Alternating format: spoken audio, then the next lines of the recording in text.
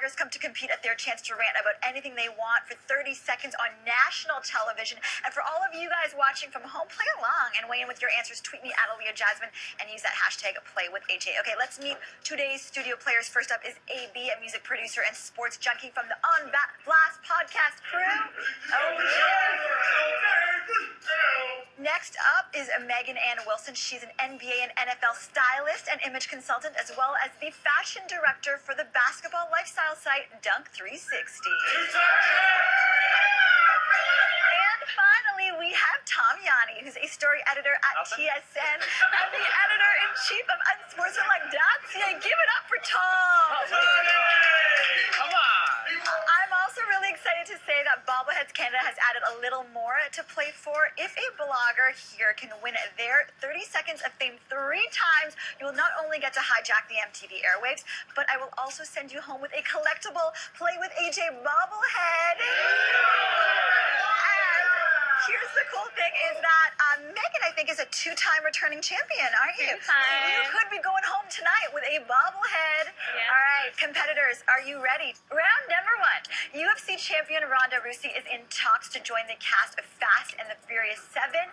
Who would you love to see in this movie, AB? Shout out, first of all, to this girl. I had to Google her. I don't know who she is. But real talk, Lewis Hamilton, first ever man of color to not only be the F1 champion, but be an F1 driver. He knows his cars, but for a guy that's really into cars, I don't really watch those movies. But shout out to Lewis Hamilton. Get it.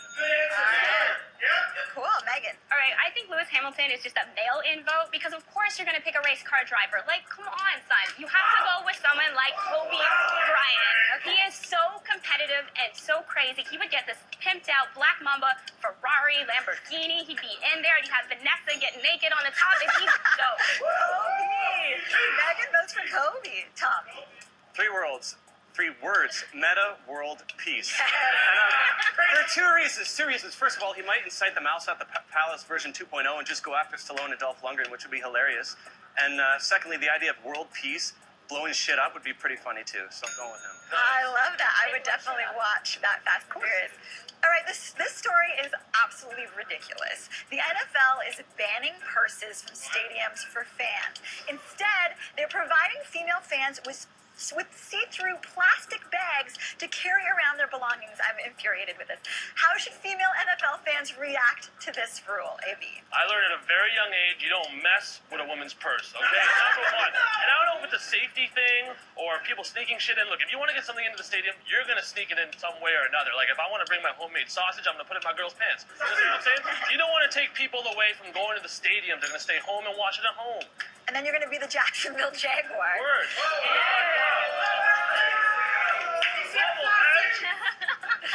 Megan. Okay, obviously, I'm pissed off about this rule, too. But I think women should feel both enraged and also look at this as a time to, put a little money in a purse. I want a Chanel see-through purse. Now I have a reason to buy it. But most importantly, the Yankees tried this before after 9/11, and they lifted it recently. It's not going to last. Stop. Where are you supposed to put your tampons for everyone to see? That's stupid. That shit's great. Tom. All right, the answer, the way they should feel is insulted because basically they're being made to treat their purses and bags like dog. It's actually going into plastic bags. They probably have to flip it inside out and pick it up and drop it in like that Wiser's commercial. It's stupid. If you're going to have it in a bag, why don't you just carry it anyways? And I would like to point out to the NFL that as a girl who brings a purse to a game, it's usually half filled with the guy I'm with stuff anyways. Pete Rose, who was banned from baseball for life for gambling, said, quote, "I should have picked alcohol, I should have picked drugs, or I should have picked beating up my wife or girlfriend, because if you do those 3, you get a second chance." Is there some truth to what Pete Rose said? I think the comment was emotionally charged. I think Homeboy is snorting his Viagra, not taking it right. I understand that, sure, some people are getting second chances, and he's still top into the record books. Like, if they're going to put Mark McGuire in, they should consider putting Pete Rose in, to be honest with you. But he needs to take his medication and cool down. Megan? Well, was it offensive? Yes. Should he have apologized? Probably, but he was right. The reality of the situation is the MLB is all about being America's pastime, wholesome, all of this. That's why they have more of a problem with gambling and PEDs than they do with actual problems with players. He's right. Time is up. Tom. All right, so I'm with them on the first 2 because drug addiction, that's a disease. Alcoholism, that's a disease. And obviously gambling, that's a disease. But hitting your wife is not a disease. That just makes you a dick. And if he thinks that people get off easy for that, just ask Ike Turner or Chris Brown how easy they got off for that. Not so much. Truths. Well, I mean, Chris Brown's debatable. But that being said, I am going to send AB to the shame zone.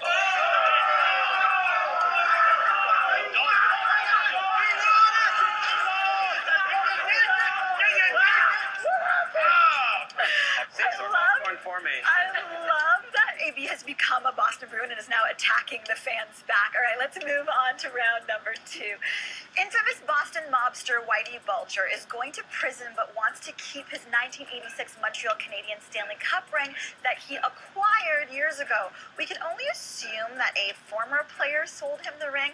Name which athlete that you think would sell their championship ring the easiest for quick cash, Megan. I have to go with Andrew Bynum. I'm honestly shocked it's not on the market yet. Because quite frankly, if there's anyone who doesn't give a in the entire NBA, it's Andrew Bynum. Look at his hair. He sits on the bench. He bowls. He doesn't care about basketball. He just wants money to get girls to salsa with. That's all he cares about. I'm saying Andrew Bynum.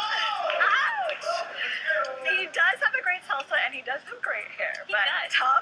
All right, there's only one answer to this question, and it's former Giants linebacker Lawrence Taylor, because he won 2 Super Bowl rings. Won 2 Super Bowl rings, already sold one for $230,000. And anybody that's selling a ring needs money. This guy loves hookers and he loves cocaine. He needs to feed that habit. That's the only way he's going to feed that habit. He's selling that ring. He's already done it once. Wow! That was really good and really tough, and I don't know who to pick, but I think I'm going to go with Tom Yawney. I'm sorry. Oh, no!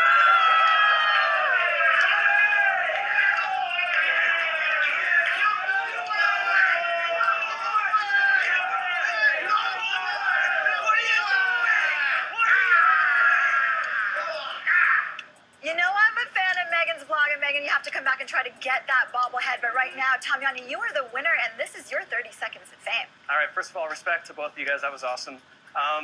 Okay, I just want to say, as a sports fan living in Toronto, I f***ing hate this city.